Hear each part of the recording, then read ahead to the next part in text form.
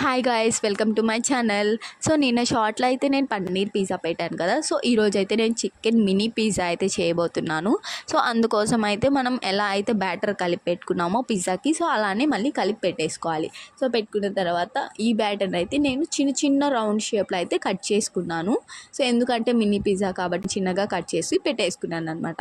పెట్టుకున్న తర్వాత దాని మీదే పిజ్జా సాస్ అప్లై చేశాను. అండ్ అలానే దాని మీదే మనం ఆనియన్స్, క్యాప్సికమ్ వేసేసుకొని చికెన్ అయితే నేను మసాలాస్ వేసుకొని నీట్గా ఫ్రై చేసుకున్నాను ఆయిల్లో వేసుకొని.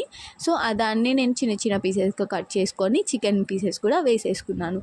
సో దాని మీదే చీజ్ కూడా బాగా వేసేసుకొని కుక్ చేశాను అనమాట. సో అంతే అండి, ఒక 15 or 20 మినిట్స్ తర్వాత మనకి పిజ్జా అనేది రెడీ అయిపోతుంది. సో మామూలు పిజ్జాస్ అన్న ట్రై చేస్తారు, కానీ మినీ పిజ్జా కూడా చాలా అంటే చాలా బాగుంటుంది. మీరు కూడా ఒకసారి ట్రై చేయండి. సో నెక్స్ట్ షార్ట్లో కూడా సో ఇదే బ్యాటర్తో మనం చికెన్ టాకో అయితే చేసుకోబోతున్నాము. సో దానికి మా నాన్న రియాక్షన్ కూడా ఎలా ఉంటుందో చూసేయండి. See you in next vlog. అప్పటి వరకు చాలా బాయ్.